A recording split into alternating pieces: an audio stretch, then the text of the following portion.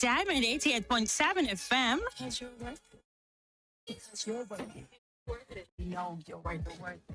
Yes, you're worth it. We'll go the whole mile for you. Diamond 88.7 FM. We've got you.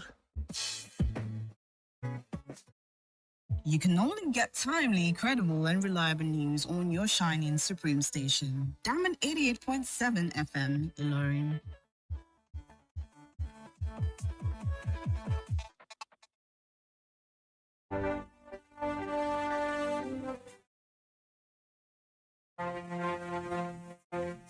From the news desk of Diamond 88.7 FM Ilorin, this is news in the hour.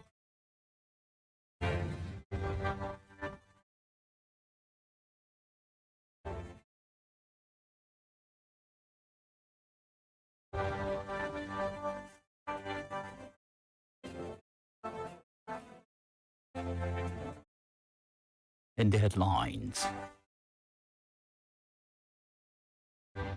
32 governors, 8,450 delegates arrived at Abuja for APC convention.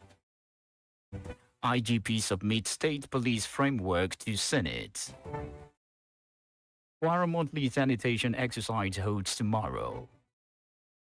Still on Kwara, Kwara begins mass polio vaccination on Sunday. Moving on to the foreign scene, United Nations Security Council to meet today on Iran crisis. Moving on lastly to the world of sport, Nigerian battle Iran today in Hatalaya friendly. Good afternoon and thanks for joining us for the news on the hour on Diamond 887 FM, Ilorin, Kwara State, Nigeria. I am Precious AFOLABI D. We bring you details of the news after the short break. Please, we'll be right back.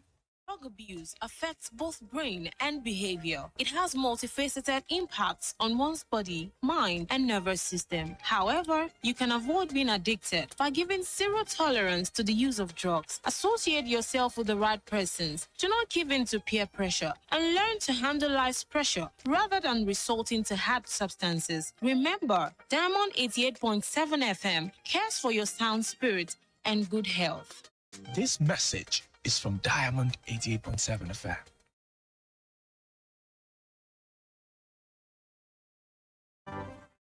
Welcome back from that short break. Please do note that you can listen to us via website www.diamondfm.net to watch us live on Facebook at Diamond 887 FM. Now the news in detail. President Bola Tinubu and members of his cabinet, as well as 32 state governors and 8,453 delegates from across the country, are expected to participate in the national conventions of All Progressives Congress APC scheduled for today and tomorrow in Abuja. In addition, top parties chieftains from the national, zonal, and state ward level would also grace the convention, where new leaders of the party will emerge. The core chairman of the media subcommittee for the convention and Minister on Information and National Orientation, Mohammed Idris, revealed this during the APC World Media Briefing held at the Transcourse Hilton, Abuja. Idris explains that the convention theme, Unity and Progress, consolidating the Renew Hope agenda, has succinctly captured the party's identity, its journey so far, and the future direction.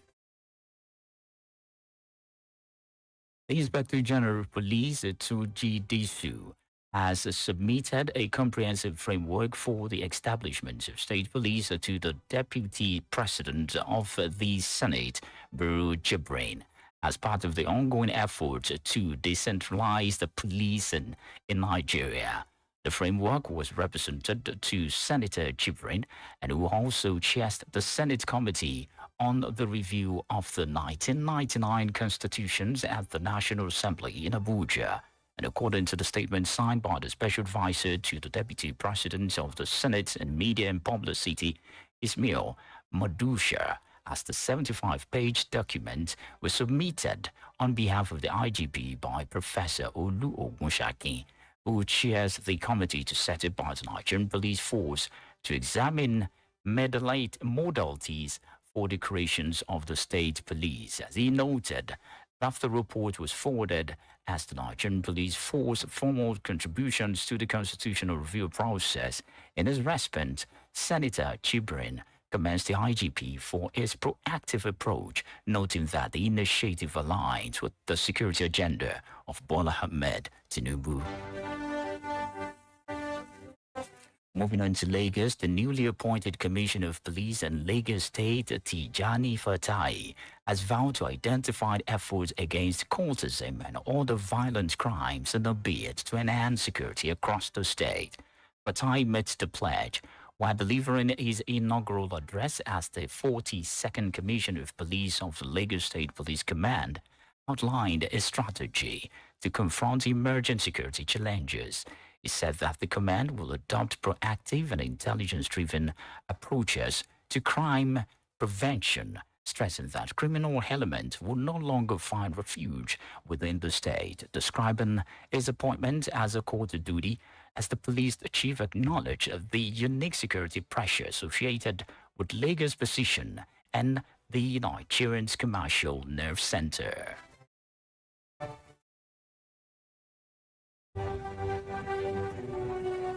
Coming to the home front scene, the Kwara State Government monthly environmental sanitation exercise would hold tomorrow concurrently with the scheduled Joint Admissions and Matriculations Board JAM examination exercise fixed for tomorrow. This was contained in a statement released from the office of the Kwara State Commissioner for Environment, Hygiene, Nafisat Musa Bugay, explained that the environmental sanitation exercise for the month of March will hold between the hour of 7 a.m. and 10 a.m., during which vehicular and human movement will be permitted. As the statement further emphasized that the modified environmental sanitation exercise becomes necessary to allow students writing JAM to access the various JAM examination centers in different parts of the state.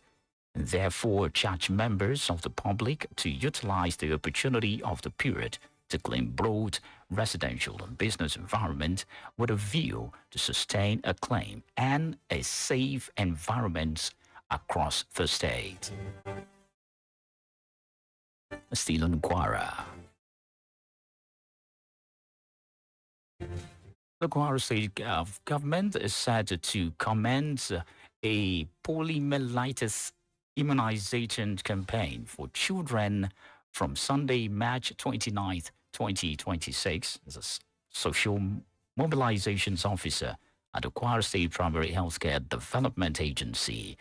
Dr. Dupe Shitu disclosed this in Ilorin during a meeting with the media stakeholders on March 2026 polio health work, and noting that she said that the exercise will run from Sunday to Wednesday, followed by 3 days of the mop-up activities to ensure full coverage.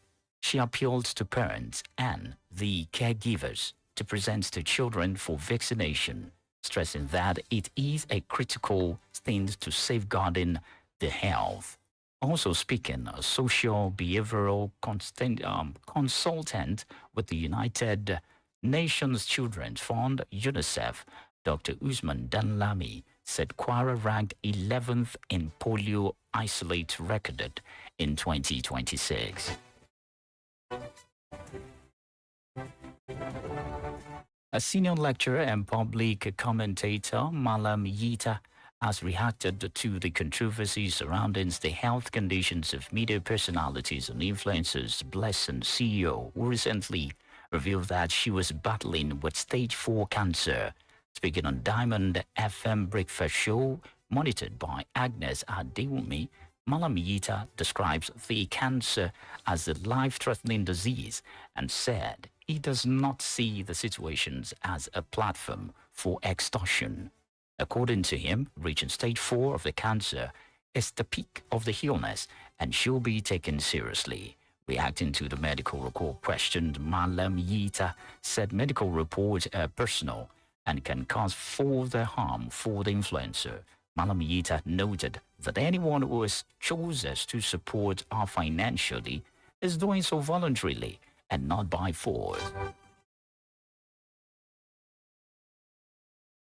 Artisans and traders across Kwara State have called on the global president of the OFA, Descendants Union, and Director General of the Federations of Artisans, Associations and Traders of Ashiwaju and the Shatima Alhaji Muhyiddin Salako to contest the 2027 governorship election.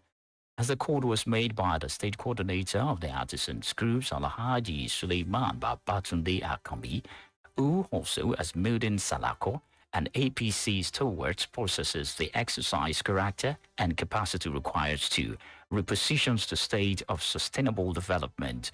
He noted that Alhaji Salako's academic and professional achievements include a PhD in forensic accounting and audit, combined with decades of leadership experience, place him in a strong position to manage the complexities of the governance in Kwara State. The artisans groups also highlighted his current roles as the global president of the OFA Descendants Union, where he has demonstrated leadership in community development, diasporal engagement, and grassroots mobilization. The news is reaching from Diamond 887 FM, Ilorin, Kwara State, Nigeria. We're going to break now. When we return, we'll bring you foreign and sport news, please. Stay with us.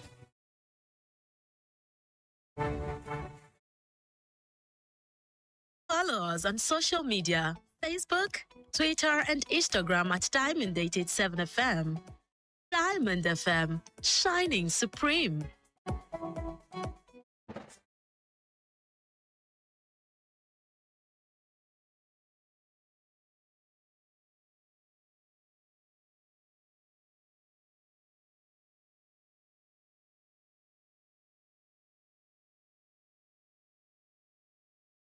Glad to know you're there. You're still welcome back, and you're still listening to the news on the hour, reaching from Diamond 887 FM, Ilorin, Kwara State, Nigeria.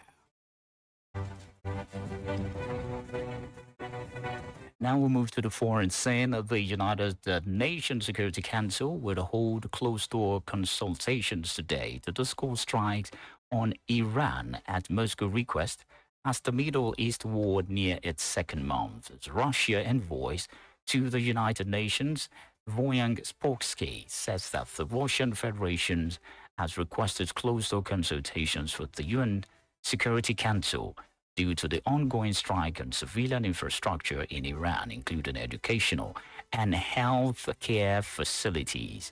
Iran has come under the near-daily bombardment since the U.S.-Israelite strikes on February 28 triggered the war, which has since widened the large parts of the region. The UN Human Rights Council would hold a separate meeting today in Geneva focusing on the deadly school strikes in Iran. Still on the foreign scene, United States Secretary of State Marco Rubio has joined a meeting of G7 foreign ministers in France for talks where the U.S.-Israeli war with Iran will be a main focus. Rubio is expected to face pressure to de-escalate the conflict as concerns continues to grow over its impact on the world economy. The other G7 countries, the UK, Canada, France, Germany, Italy, and Japan, are wary of being drawn in militarily to the group, which also discussed the war in Ukraine. And now moving into the world of sports.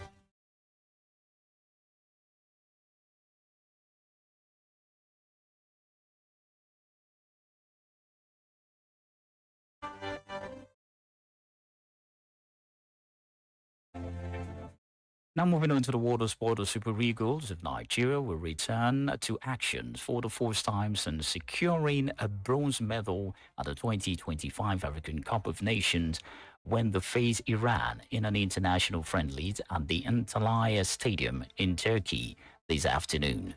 The encounter marks only the third meeting between both nations, with Nigeria holding a slight advantage from the previous clashes, having recorded 1 win and 1 draw already. The Super Eagles have a full house in their camp in Turkey, while star strikers Victor Osimhen and defense groundsman Calvin Bassey were sidelined due to injuries, as the 3 times African champions have 22 players available for the matches. And with that, we have come to the end of the news on the hour. But before we go, here is the recap of the major highlights. 32 governors, 8,450 delegates arrived Abuja for APC convention. IGP submit state police framework to Senate. Kwara monthly sanitation exercise holds tomorrow. Kwara begin mass polio vaccination on Sunday. Moving on to the foreign scene, United Nations Security Council submits today on Iran crisis. And lastly, from the world of sport, Nigeria bout to Iran today in Antalya friendly. You know segment. Do you know on this day in 1995, Olusegun Obasanjo was arrested at his home following his open criticism of the Abacha regime? If you don't know, now you know. For informations and contents about happenings around you, kindly contact Diamond FM Newsroom on this number 0916 062 7526. The news on the hour was edited by Abiodun Akinwumi, and I am Precious AFOLABI D. Many thanks for listening to your Shining Supreme station. Happy weekend.